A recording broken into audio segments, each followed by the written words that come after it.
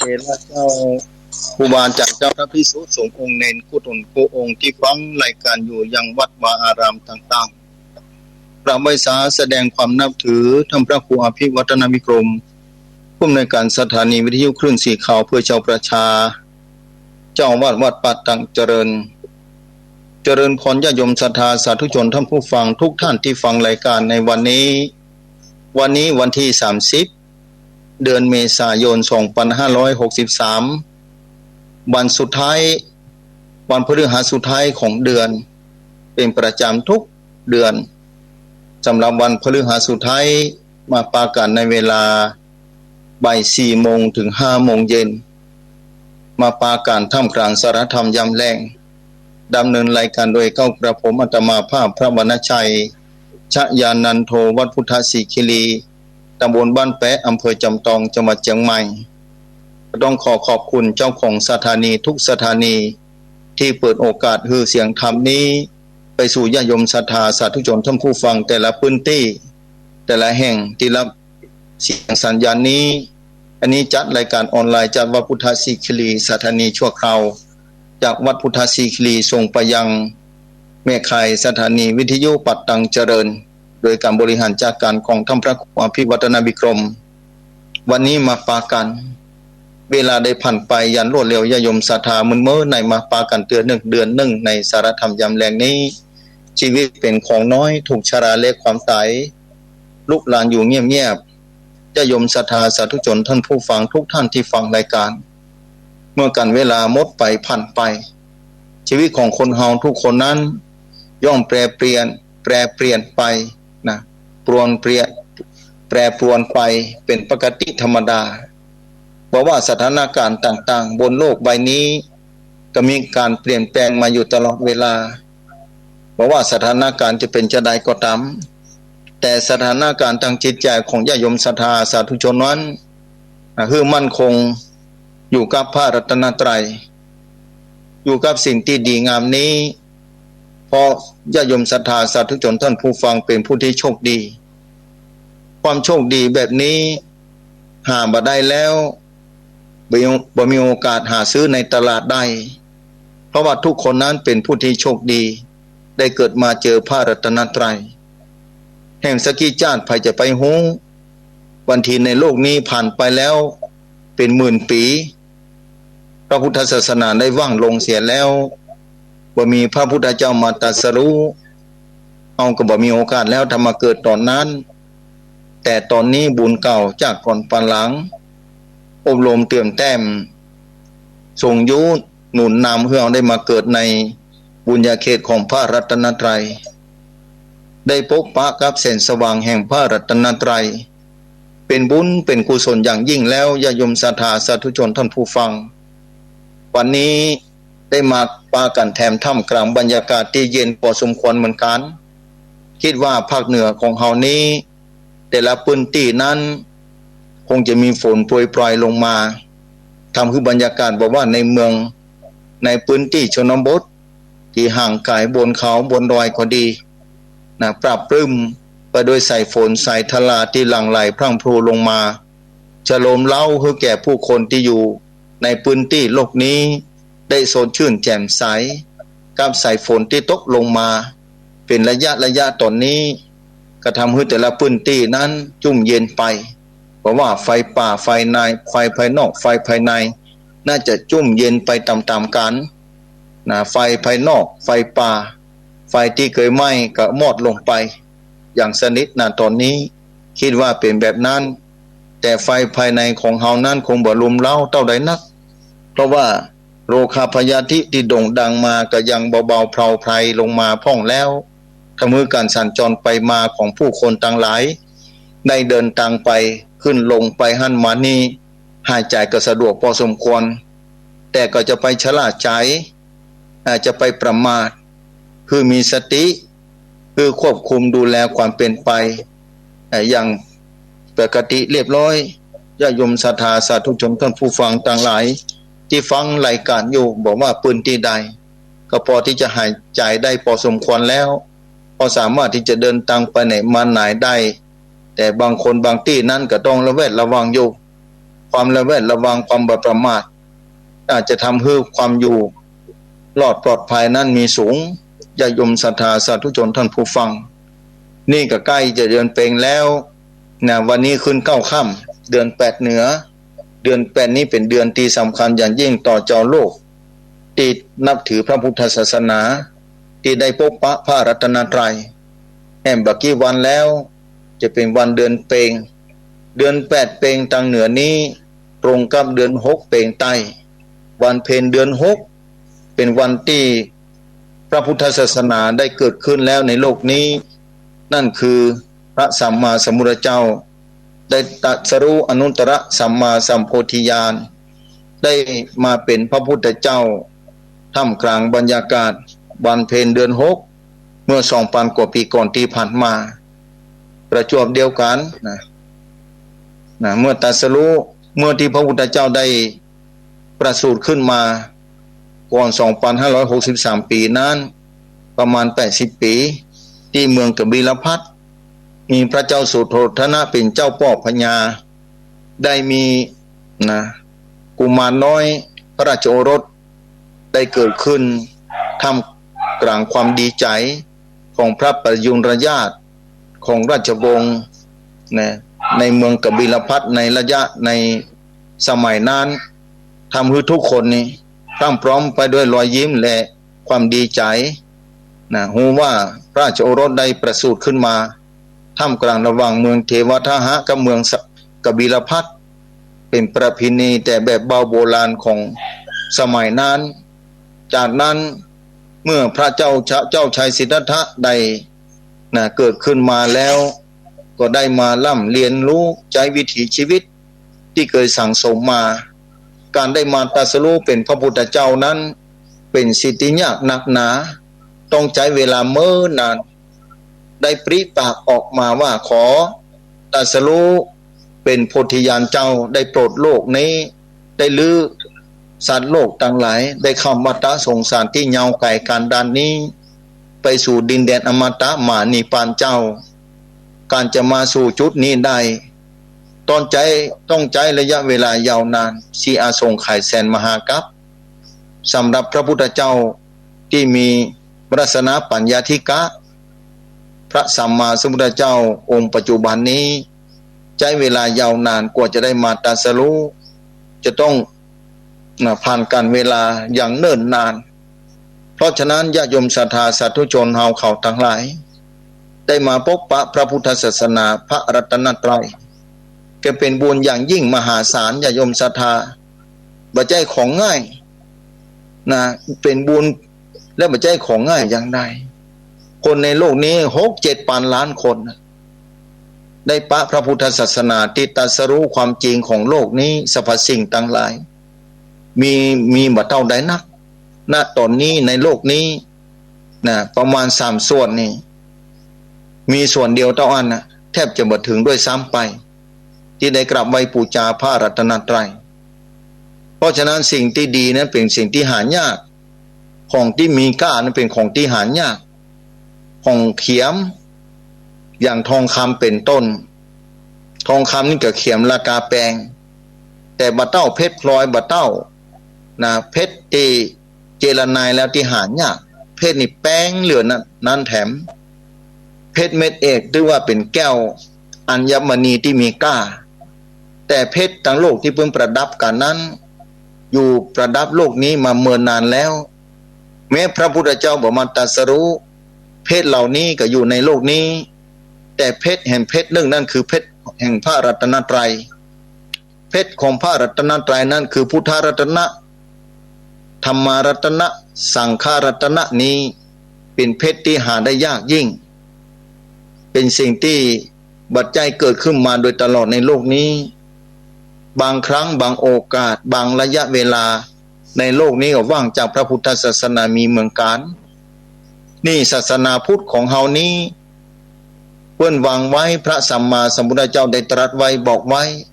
ประดิษฐานพระรัตนตรัยพระพุทธศาสนาของพระองค์ไว้ในโลกนี้แค่ 5,000 พรรษา 5,000 ปีหรือ 5,000 ฤดูฝนว่ากันอย่าอ่านก็ได้หน้าปีนี้ เป็นปีที่2563แล้วเลยเกิงพุทธกาลมานะจะว่าอยู่ในเขตพุทธเกิงพุทธกาลอยู่ก็ได้เพราะ100 ปีก่อนกับ100 ปีหลังระหว่าง2,500นี่อยู่ในระหว่างที่เกิงพุทธกาล200 ปีนี้นะ200 ปีนี้อยู่ระหว่างเกิงพุทธกาลตอนนี้อยู่ในระหว่างเกิงพุทธกาลที่100หลังนะแต่เหลือเมื่อกี้ปีแล้วนะเหลือ30 กว่าปีต้องอ่านจะถึงพศ2,600จะสิ้นเกิงพุทธกาลญาติโยมศรัทธาสาธุชนพระรัตนตรัยยังอยู่ในโลกนี้ถ้าหมดไปแล้วครบ 5,000 ประวัติศาสตร์นะญาติโยมศรัทธาสาธุชนศาสนาพุทธกว่าจะหมดจากโลกนี้ไปผู้ใดเกิดมาบ่ได้ปะพระรัตนตรัยเป็นแน่แท้อันนี้แหละที่ถือว่าสิ่งที่ยากที่ได้เกิดมาแล้วจะเจอพระรัตนตรัยแล้วการเจอพระรัตนตรัยที่พระเจ้าวางไว้นี้เป็นบุญอย่างยิ่งต้องคนที่มีบุญเท่าอันที่ใดสั่งสมมาไว้อธิษฐานมาไว้เวลาทำบุญสูญตานแต่ละครั้งก็เป็นผู้ที่มีโอกาสได้นึกมีปัญญาได้ตั้งจิตสัจจะอธิษฐานว่าเกิดในภาวะชาติใดโลกนี้เกิดมาชาติใดก็ตามเกิดมาในโลกนี้คือเจอพบปะกับพระรัตนตรัยจะไปอธิษฐานเต้าอ้านศรัทธาพอทับไปด้วยว่าคือมีความศรัทธาต่อพระรัตนตรัยด้วยอย่างยุคปัจจุบันนี้ก็เหมือนกันคนที่บ่ได้ศรัทธาปะละปะเหมือนกันบ่ได้ศรัทธาบ่ได้มีความเข้าใจก็น่าหันใจอันนี้สุดแท้แต่บุญกุศลของแต่ละคนแต่ละท่านที่จะมีวาสนาบารมีเท่าใดเท่าอันนี่ก็เหมือนกันปีนี้นี่เมื่อกี้วันนี้แล้วน่าจะเป็นวันที่6ที่จะมาถึงนี้เป็นเดือน6เปงเดือน6ใต้เดือน8เปงเหนือเป็นวันวิสาขบูชาทั่วโลกยอมรับเรียนนับถือนะประเทศนานาประเทศอารยประเทศนะก็ยกย่องคือวันสำคัญโลก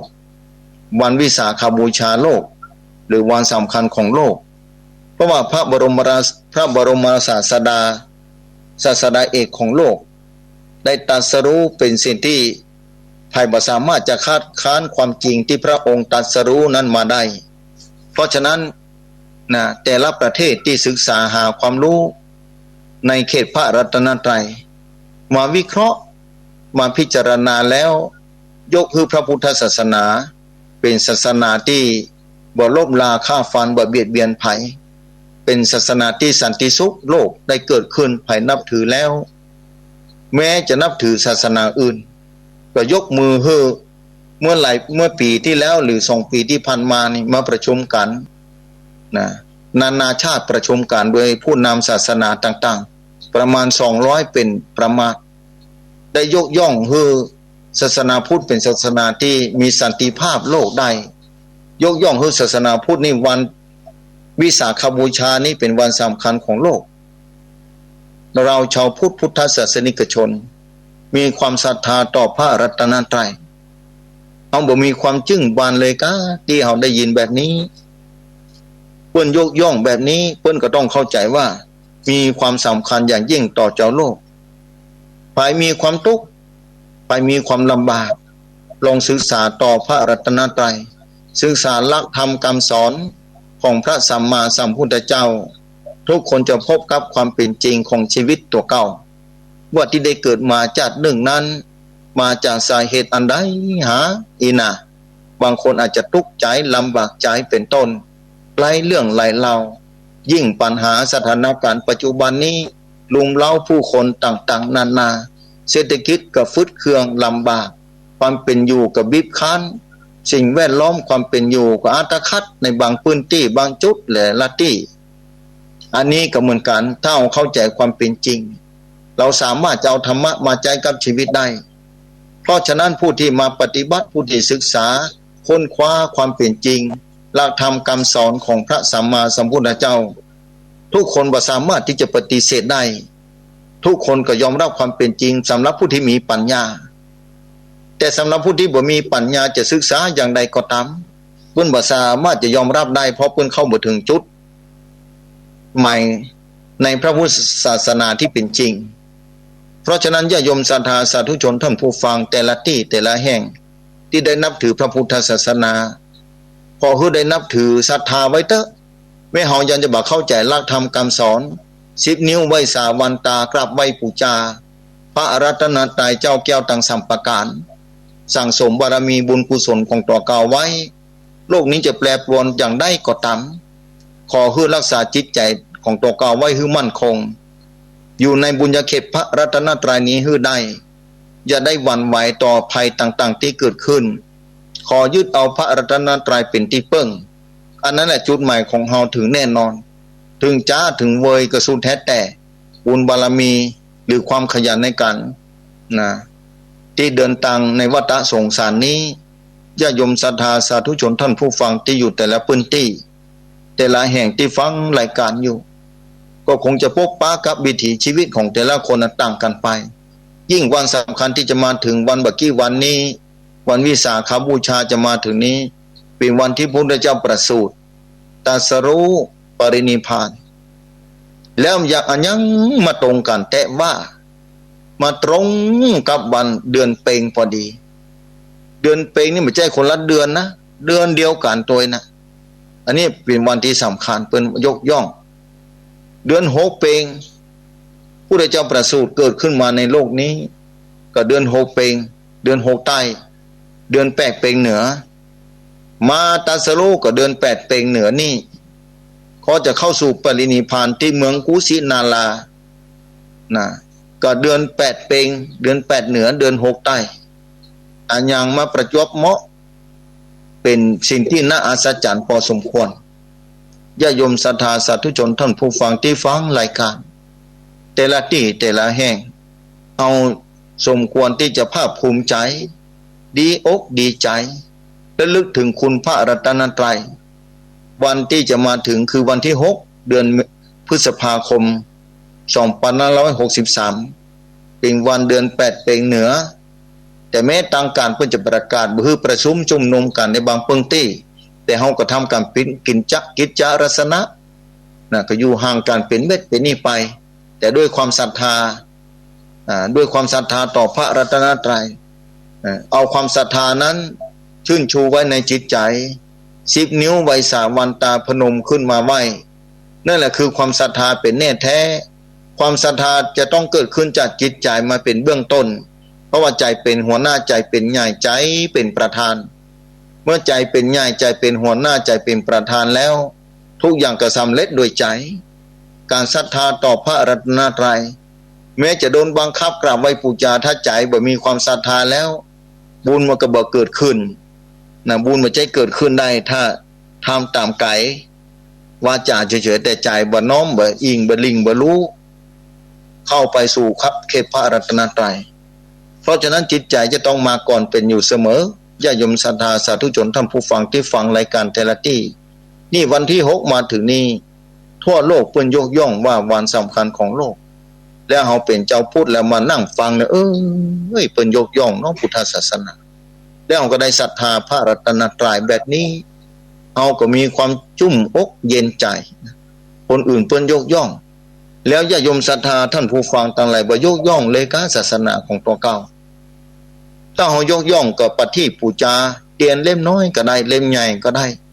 จูปฏิปูจาพระรัตนตรัยพระพุทธรูปต่อหน้าพระพุทธปิ่นปาสารูปเจ้าบอกว่าบนหิ้งพระบอกว่าในวิหารในศาลาองค์ใหญ่องค์เก่าพระประธานเฮาก็กราบไหว้บูชาเป็นบุญเป็นกุศลเป็นพุทธานุสติมาระลึกนึกถึงคุณพระรัตนตรัยพระพุทธเจ้าที่ตรัสรู้อนุตตรสัมมาสัมพุทธญาณผ่านไปแล้ว2,563 ปีศรัทธาสาธุชนท่านผู้ฟังเมื่อผ่านมาแบบนี้เดือนเพ็ญที่จะมาถึงเป็นเดือน8เพ็ญบางคนอาจจะเตรียมตัวแล้วเดือน8เพ็ญนี้ใกล้วัดไหนไปวัดนั่นศรัทธาไหนไปหั่น10 นิ้วไหว้สาเขาตอกดอกไม้ธูปเทียนแม้จะเป็นอามิสบูชาก็ตามบางคนอาจจะถึงกับปฏิบัติบูชาเมื่อปฏิบัติบูชานี่กันเพื่อตานแล้วบ่พอต้องรักษาศีลบ่พอภาวนาไปตัวมาอันนี้เป็นเจ้าพุทธบริษัทในบุญญาเขตพระรัตนตรัยเพราะฉะนั้น3อย่างนี้ถ้าเกิดขึ้น ถือว่าบริบูรณ์สำหรับชีวิตนี้ในวันเดือนแปดเพ็งที่จะมาถึงตรงกับวันวิสาขบูชาวันที่พระพุทธเจ้าประสูติขึ้นมาแล้วในโลกนี้เป็นความหวังของสรรพสิ่งสรรพสัตว์ทั้งหลายที่จะมองจะพอเส้นทางไปด้านหน้าได้เป็นแสงสว่างของโลกพระพุทธเจ้าเป็นที่พึ่งเป็นนาถะของโลกเป็นแสงสว่างของโลกที่จะส่องนำทางไปทางหน้าคนเดินทางในวัฏสงสารนี้ถ้าบ่มีแสงสว่างแล้วการเดินทางก็มืดการเดินทางบ่ปลอดภัยการเดินทางย่อมมีอุปสรรคเป็นปกติธรรมดาการเดินทางเมื่อค่ำเมื่อคืนก็ดีถ้าบ่มีฟงบ่มีไฟบ่ส่องไปทางหน้าบ่มีเนี่ยรถเวลาเดินทางเมื่อคืนถ้าบ่มีไฟหน้าบ่สามารถที่จะไปได้สถานแม้จะมีน้ำมันหรือเต็มก็จ้างเพื่อคนขับฝีมือดีขนาดไหนก็ตามถ้าบ่มีไฟส่องหน้านำทางเนี่ยยากนักหนาญาติโยมศรัทธาสาธุชนที่จะเดินทางไปได้ไฟมีความจำเป็น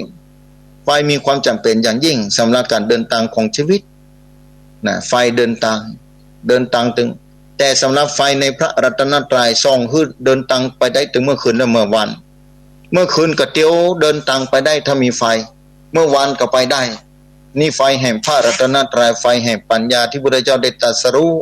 อนุตตรสัมมาสัมพุทธญาณปัญญาของพระองค์นี้เลิศล้ำมหาศาลที่สุดบ่ได้พระปัญญาบริสุทธิ์ที่คุณนี่หาประมาณบ่ได้ญาติโยมศรัทธาเจ้าพุทธบริษัททั้งหลายได้เกิดมาแล้วถึงเดือนแปดเพ็งมาจูจอดลอดถึงเฮามากำมาละนึกถึงคุณของพระรัตนตรัยคุณของพระพุทธเจ้าที่พระองค์ได้สร้างบารมีมายาวนานแต่เพื่อที่จะมาตรัสรู้พบปะกระแสสว่างที่จะส่องนำทางเจ้าโลกแก่สรรพสัตว์ทั้งหลายที่จะข้ามวัฏสงสารอันยาวไกลการดานนี้ไปสู่จุดหมายคือการพ้นทุกข์นั่นคือไปสู่แดนนิพพานเจ้าแต่การจะไปจุดนั้นต้องใช้ระยะเวลาพระองค์ตั้งปณิธานไว้ยาวนานกว่าจะได้มาตรัสรู้ปัจจัยของธรรมดาในที่สุดพระองค์เนี่ยใช้ระยะเวลา45ปีเต็มเดินเตะสันถีโปรดวรรณยสัตว์ในโลกนี้บอกว่าที่ใดพระองค์ก็ไปหมดบอกว่าจะคนทุกข์คนยากราชามหากษัตริย์พระองค์บ่ได้แบ่งจานวรรณะพระองค์ได้เทศนาโปรดสัตว์โลกไปทุกที่ทุกคนพระองค์เทศแล้วเทศแถมโปรดแล้วโปรดแถมเพราะว่าจะอยู่ในป่าในดงที่ไหนในห้วยในถ้ำในเมืองในที่ใดก็ตามแม้พระชมารดาพระนางสิริมหามายานะได้เสียสวรรคตไปแล้วได้จุติไปอยู่สวรรค์ชั้นดุสิตพระองค์ก็ยื่นขึ้นไปเทศนาเนี่ยความเมตตามีบ่มีที่สิ้นสุดของพระสัมมาสัมพุทธเจ้าเพื่อมาโปรดเจ้าโลกเพื่อนำแสงสว่างที่พระองค์ได้ตรัสรู้นั่นคือแสงสว่างแห่งปัญญาสามารถส่องรู้เล็งหานพอส่องไปตันหน้าถึงเมื่อคืนและเมื่อวานเดินทางไปได้ด้วยความปลอดภัยถ้ามีธรรมะเป็นเครื่องส่องนำทางปัญญานี้เป็นปัญญาที่บริสุทธิ์บ่เจือปนด้วยอย่างอื่นใดๆทั้งสิ้นปัญญาก็มีหลายอย่างปัญญาทางโลกปัญญาทางธรรมปัญญาทางโลกนั้นเจือปนไปด้วยอมิตรต่างๆหลายๆประการแต่ปัญญาทางธรรมนั้นปลอดโปร่งโล่งสว่างไสวบ่มีอันหยังกีดขวางใดๆทั้งสิ้นการเดินทางก็ปลอดภัย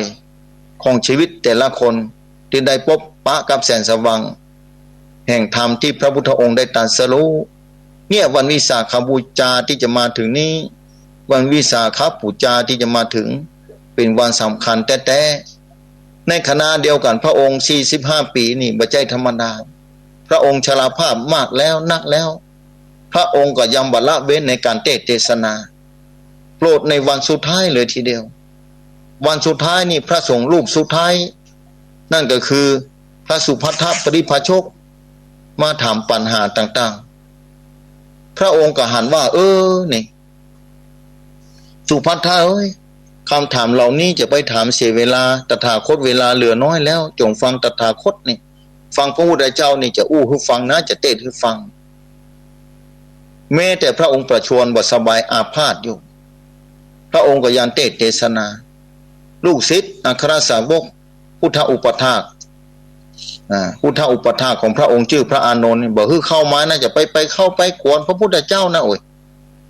เพิ่นบ่สบายท่านเพิ่นบ่สบายจะไม่มากวนเนี่ยบ้านี่นะครับประเดี๋ยวนี้ก็กลัวพระองค์จะปรินิพพานนั่นก็จะมาถามปัญหานะเนี่ยก็เถียงกันอยู่หั่นน่ะที่นอกประตูน่ะพระองค์ก็บอกภายมาน่ะคือเข้ามาเหียมันเป็นหยังนี่พระอานนท์ก็เข้าไปเนี่ยความเมตตาอันบ่มีที่สิ้นสุด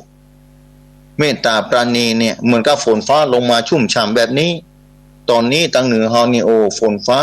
โปรยปลายลงมาทำให้ความชุ่มเย็นเป็นสุขความชุ่มฉ่ำของพื้นแผ่นดินทั่วทุกภูมิภาคตอนนี้ท้องฟ้ามืด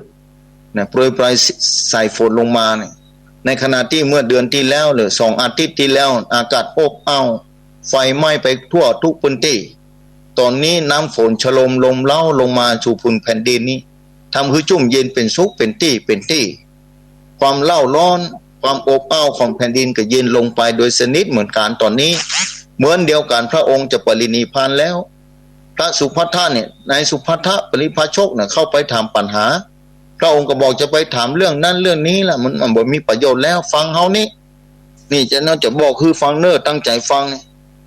แล้วก็ออกมาเอาเดินจงกรมภาวนานี่พระองค์ก็บอกเมื่อเข้าใจก็ขอบวชกับบวชด้วยเอหิภิกขุอุปสัมปทาเป็นตู้เจ้าลูกสุดท้ายแล้วพระสงฆ์ลูกสุดท้ายเป็นพระอรหันต์ลูกสุดท้ายที่พระองค์บวชด้วยเอหิภิกขุอุปสัมปทาแล้วมาเจริญสมณธรรมในค่ำคืนนั้นจะต้องขอเป็นพระอรหันต์ได้ในที่สุดแงนคอปอขึ้นบนฟ้าท่ามกลางพระจันทร์วันเพ็ญเดือนเพ็ญเดือน8 เพ็ญพอดีเตียวจงกรมไปมาพอดใส่ตาทอดขึ้นไปบนฟ้าขณะเดียวกันแสงพระจันทร์ส่องมาลงมาสว่างสวายมีเมฆก้อนหนึ่งผ่านเข้ามาบดบาง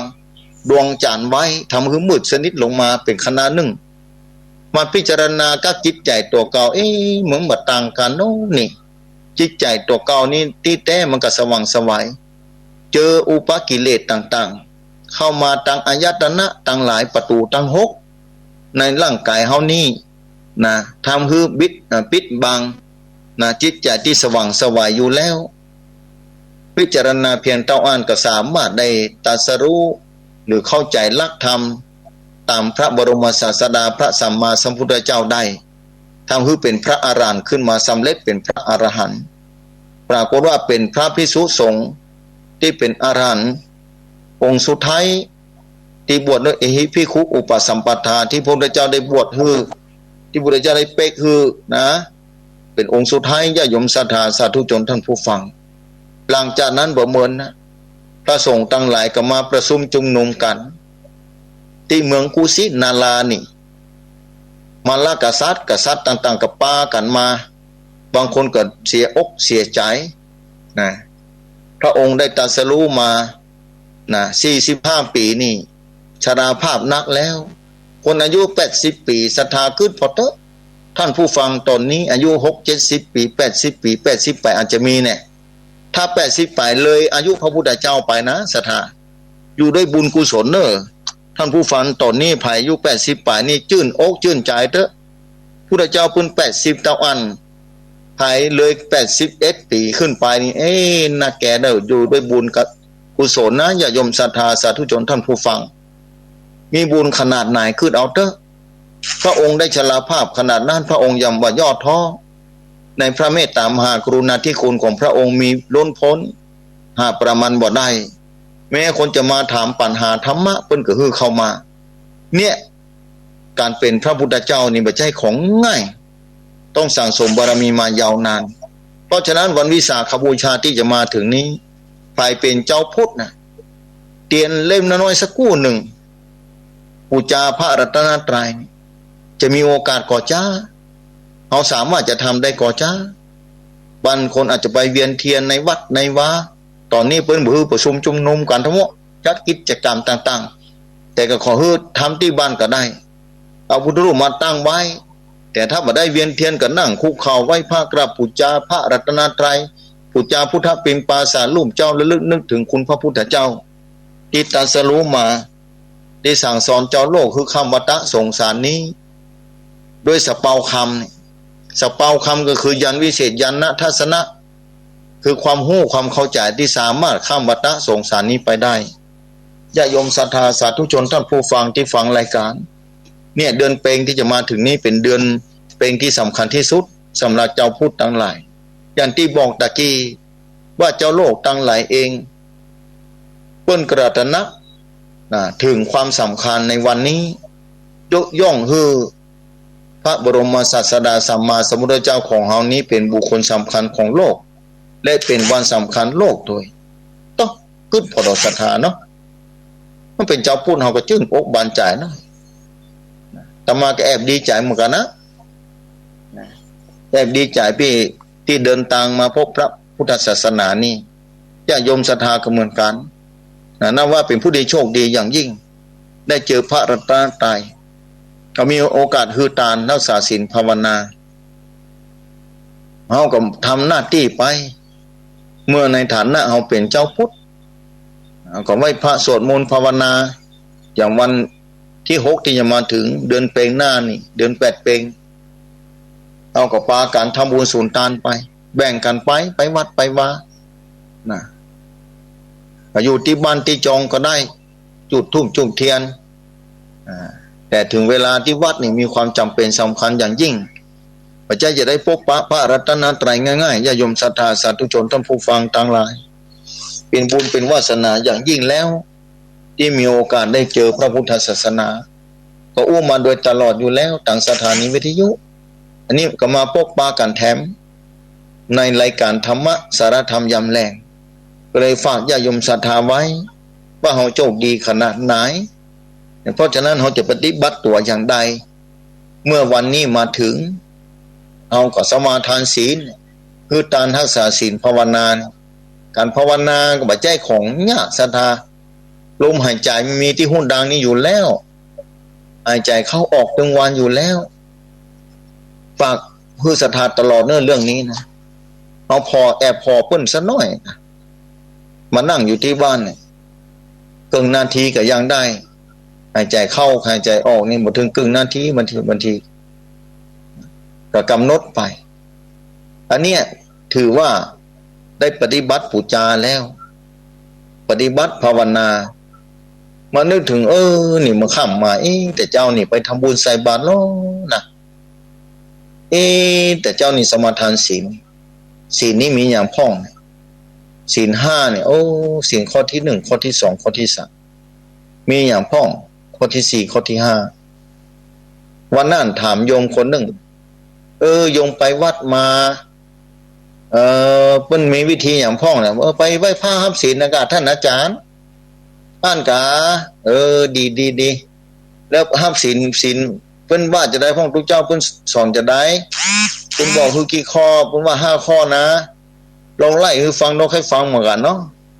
เป็นทุกเจ้าบ่ฮู้เด้อกะ ก็ฮู้แล้วนั่นแหละบอกบ่ฮู้แต่ใครฮู้ว่าโยมนี่พอจำได้มาเพิ่นก็ว่า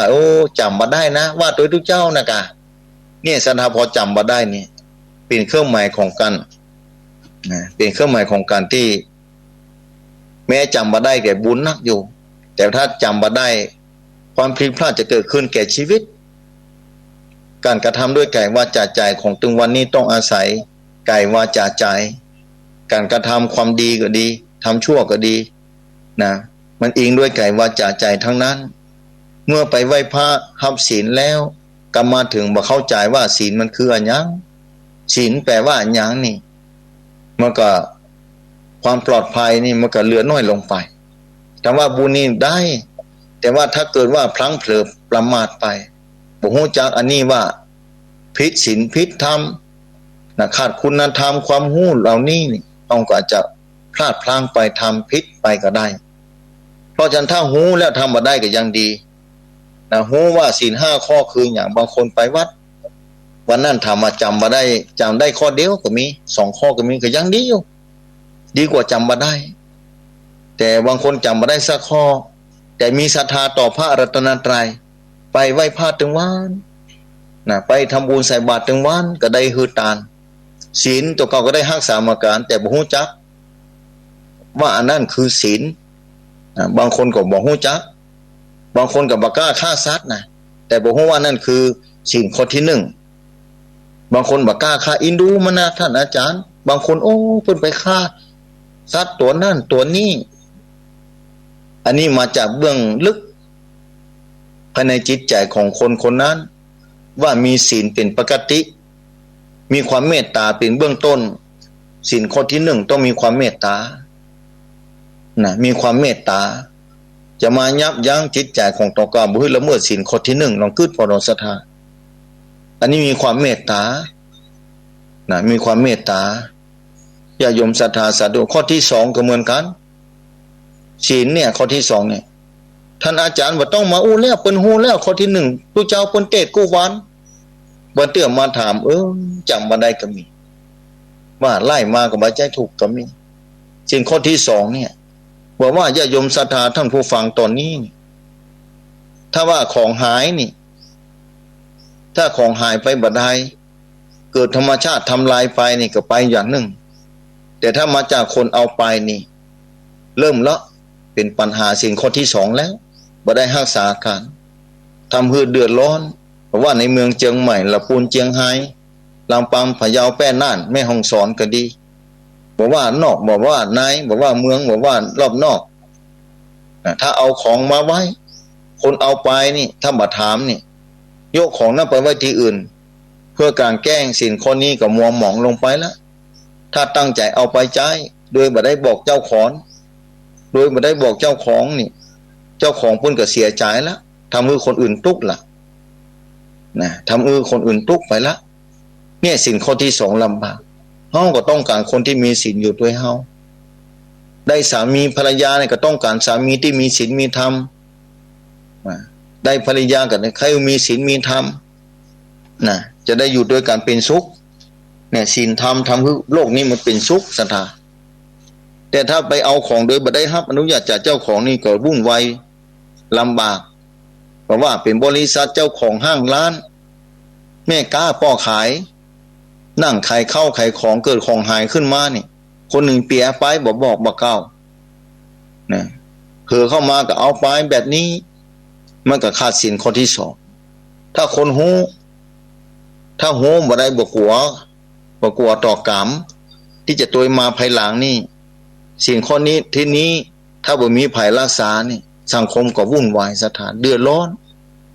ของเอาไว้ที่ไหนก็เป็นห่วงละบ่ปลอดภัยละเอาไว้อย่างใดดีหาของจะหาย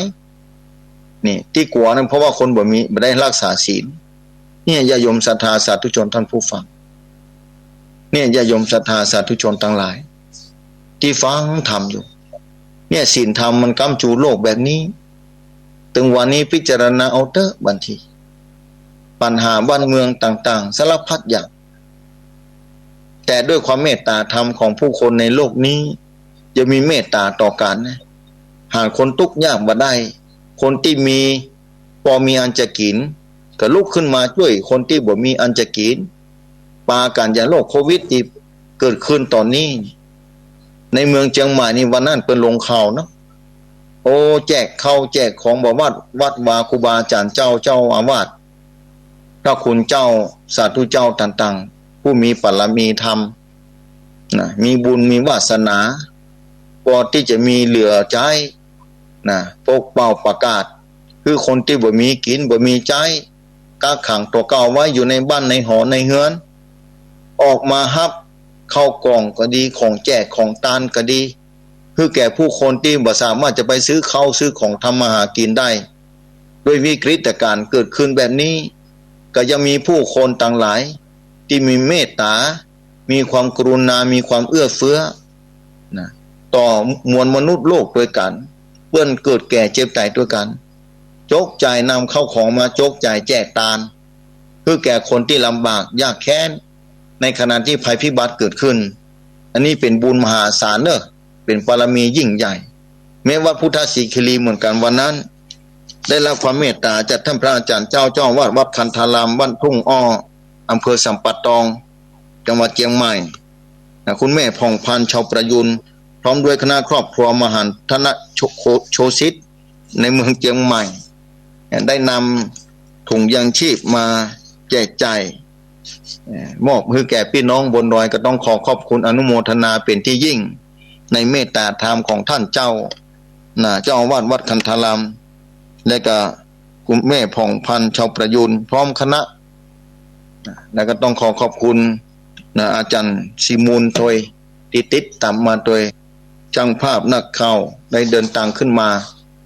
ก็ต้องขอขอบคุณอนุโมทนาเนี่ยในเมตตาธรรมในขณะที่บ้านเมืองวุ่นวายซับซ้อนต่างๆคนที่ไม่เมตตากับเมตตาแต่เนอะศรัทธาสาธุชนท่านผู้ฟังอันเนี้ยเมตตาธรรมค้ำจุนโลกเป็นว่าเนี่ยศีลธรรมเนี่ยยิ่งศีลธรรมข้อที่3นี่บ่ล้ำบ่เกินบ่ล่วงล้ำสิทธิเสรีภาพซึ่งกันและกันเคารพหน้าที่เคารพสิทธิเสรีภาพทำให้ลูกเต้าอยู่ถ้อยฟังกรรมศีลข้อที่3บ่ประมาทพลาดพลั้งบ่ล่วงละเมิดในสิทธิซึ่งกันและเคารพหน้าที่เคารพสิทธิซึ่งกันและกันบอกว่าไม่ยิงเลยพอใจทำให้ความเป็นสุขยอมเกิดขึ้นจะยมศรัทธาท่านผู้ฟังถ้าคนมาจุศรัทธาต่างหลายศรัทธาจะทุกข์ใจก็จะเป็นกรรมกึศขอถ้าคนมาอู้บดีก็ดีนะสิ่งข้อที่4นี่เนี่ยคนมาด่าก็ดีคนว่าไปเรื่อยมาว่าเฮาก็ดีนินทาก็ตามเนี่ยจะปาฮึตุกคนได้ยินนอกจากคนที่ปล่อยวางได้เมื่อสิ่งข้อที่4นี่ยิ่งมาจุหลอกลวงเสียเข้าเสียของก็ยังความเสียหายเกิดขึ้นสังคมก็วุ่นวายซับซ้อนญาติโยมศรัทธาสงกรานต์ที่ผ่านมานี้ตั้งการพื้อขายเหล้ายาเสพติดสิ่งต่างๆของมึนเมาจะไปขายเน้อนี่ทำให้สถานการณ์นี้เงียบสงบลงไปได้เหมือนกันผู้คนบ่สัญจรไปมาอย่างต่างๆแค่ความมึนเมาเต้าอันศรัทธาสาธุชนทั้งหลายทำให้ขาดสติทำให้เกิดความประมาทในชีวิตบางทีคนที่มึนเมาตัวเก่าประมาทแล้วทำให้คนอื่นเสียชีวิตไปก็มีปีนี้สถิติทำให้คนประมาทพลาดพลั้ง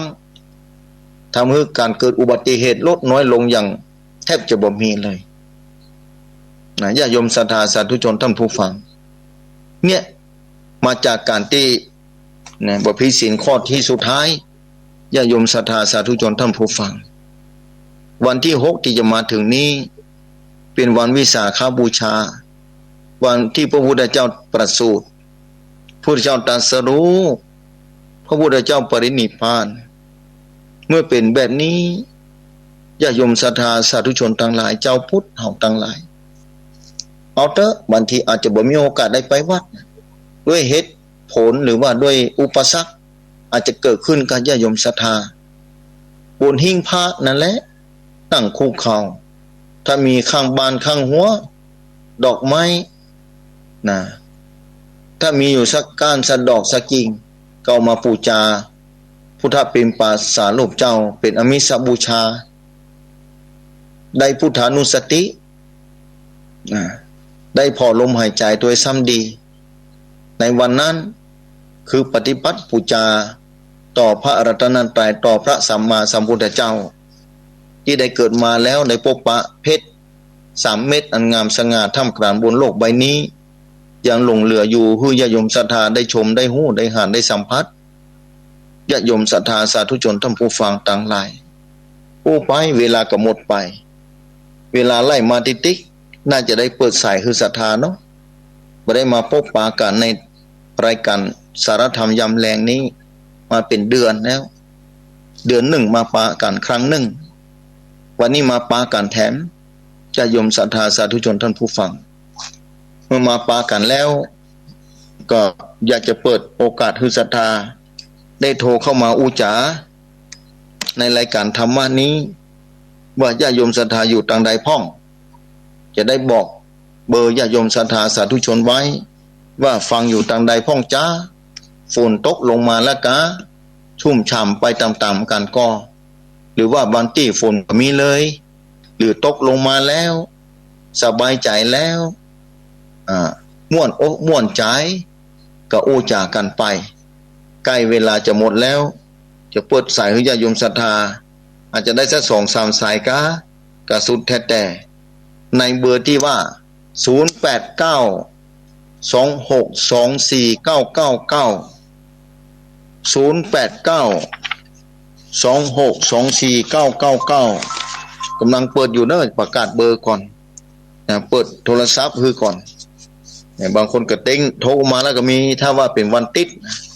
รายการวันติดนั้น2 ทุ่มเป็นต้นไปอันติดติดแล้วก็มาได้เข้ารายการด้วยบรรยากาศบ่ฮืออินเทอร์เน็ตบ่ดีอันนี้ก็จัดที่วัดพุทธศรีคีรีนี่จัดออนไลน์ส่งไปยังแม่ข่ายที่วัดปัตตังเจริญนะ0892624999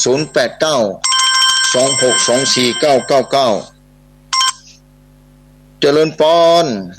การนมัสการค่ะจากที่ไหนก็จากสระปีเจ้าโอ้สระปีกะค่ะโยมมาอย่างก็ถ้ามาต่อค่ะเจริญปอนมาได้ขอบอกชื่อได้ก็เจ้าได้สระปีนะเพราะว่าเจ้ามีคำถามที่จะถามพระอาจารย์นะคะโอ้ถามมาจะค่อยตอบวันต่อไปนะวันนี้เวลาเหลือน้อยเต็มที่ว่ามาเลยทำมาเลยค่ะคือเขาจะช่วยพระพุทธศาสนาได้อย่างไรถ้าเอาค่ะพระภิกษุสงฆ์แถววัดแถวบ้านมาอยู่ในศีลในธรรมเจ้าศีลข้ายังรักษาไม่ได้อันนี้โทรมาหลังไมค์ก็ได้เนาะโทรมาเบอร์นี้เนอะโทรมาเบอร์นี้เนอะเจ้าโทรมาหลังไมค์ก็ประมาณอยู่เดี๋ยวก่อนเนอะสักบึ้ดก็ได้ค่อยโทรมาเนาะหลังจากออกรายการนี้แล้วเนาะเจ้าได้ขอบคุณค่ะการราชการเจ้าสาธุเนาะเอาต่อไปเจริญปอนพ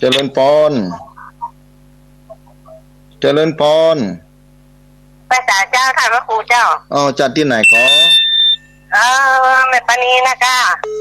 แม่ปานีฟังนะเจ้าแม่ปานีฟังอยู่ครับไปถึงปุ้นครับวันนี้น่ะเจ้าฟังอยู่แล้วฟังตั้งหมาพระครูอภิวัตรมาแล้วเนอะนั่นกะเจ้าตึงหมาคืนตึงเหมือนเจ้าตึงมาวันตึงมาแรงนะคะอนุโมทนาเป็นจะได้วันนี้ฟังเป็นจะได้พ่องกะก็ทำมีคติสนใจนักกันนักที่คนว่าอาใจเขาทำบุญเนี่ยประเดี๋ยวนี้เนาะมันยามพอหนูเขากำนี่เนาะนักกันรอแกไปเขาก็บอกว่าวันเขาจะไปวันใดบอกงูอ่ะแม่นเวลาไม่น้อยอ่ะเวลาไม่น้อยอาใจรีบทำไปอ่ะแม่นเจ้าโมทนาเนอะไม่ปานีเนอะฟังตลอดเนาะกำลังใจท่านนะเจ้าสาธุเนอะจ้าสาธุเจ้าเอาใส่ต่อไปเจริญปอนพระเจ้าท่านพระครูจัดที่ไหนแม่จากต้นท่อสารปีเจ้าไปเสียเจ้าแม่อย่างก็ไม่สีกะเจ้าธรรมะวันนี้4-5 ข้อนะเข้าใจนะงานพระครูเจ้านั่นกะเจ้าปฏิกิจจะตีฉอดใจดีนะเจ้า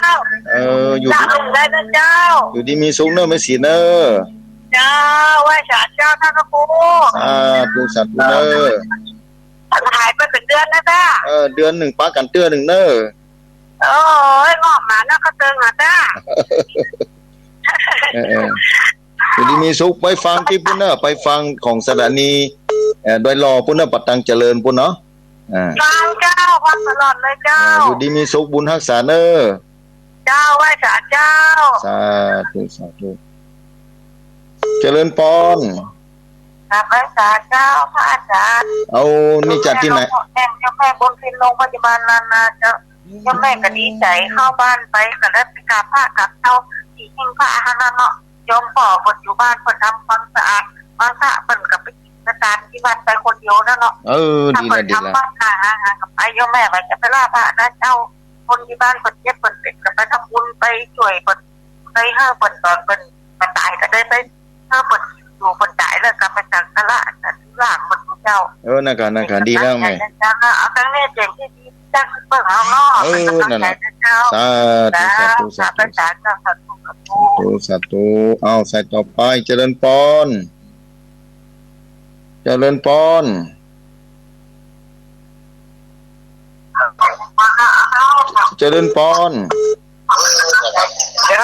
จัดที่ไหนก็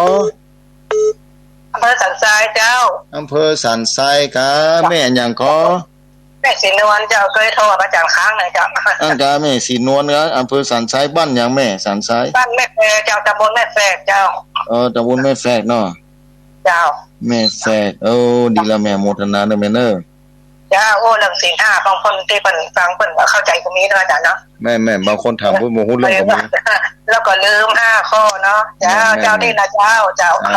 สาธุเนอะความจำเพิ่นคดีก็บอกว่าอย่างเนาะแม่บันทึกความจำบ่ดีเนาะเจ้าไหว้สาเจ้าสาธุ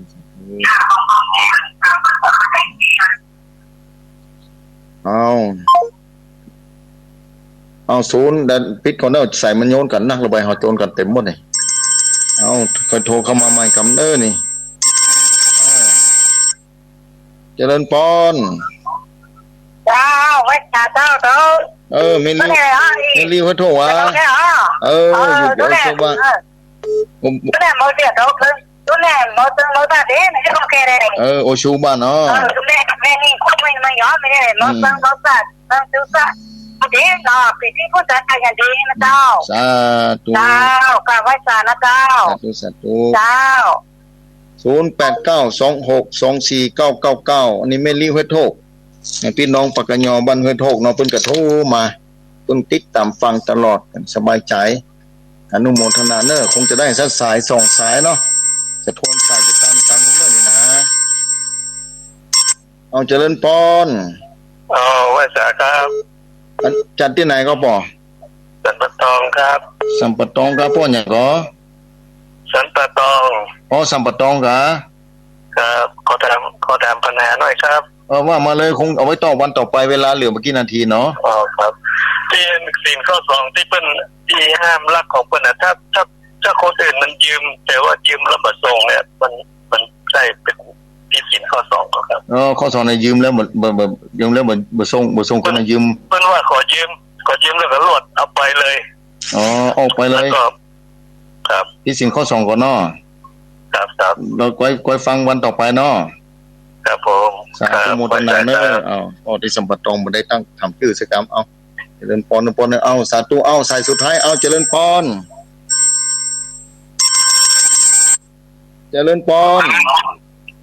ไหว้สาเจ้าท่านเนี่ยอย่างก็แม่อีกแม่นึงอยู่แม่สุนน้อยวัดพิเวกการามอยู่ฝั่งที่เจ้านี่เลยนั้นไม่สุนน้อยเนาะเจ้าโทรหาท่านเนี่ยยากเหมือนกันวันนั้นเนี่ยเต็งโตตั้งแต่สายสุดท้ายจนแล้วผมได้ป่ะแม่อย่างก็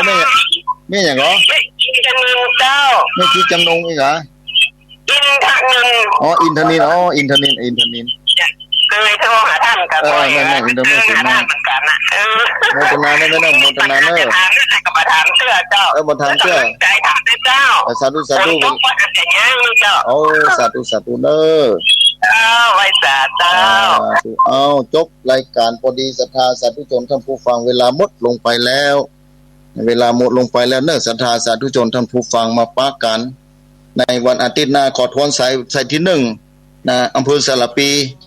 ขอให้โทรถามปัญหาหลังจากที่ออกรายการแล้วสายที่2นั้นแม่ปราณีอำเภอฝั่งสายที่3แม่ศรีบ้านต้นพึ่งสารปีสายที่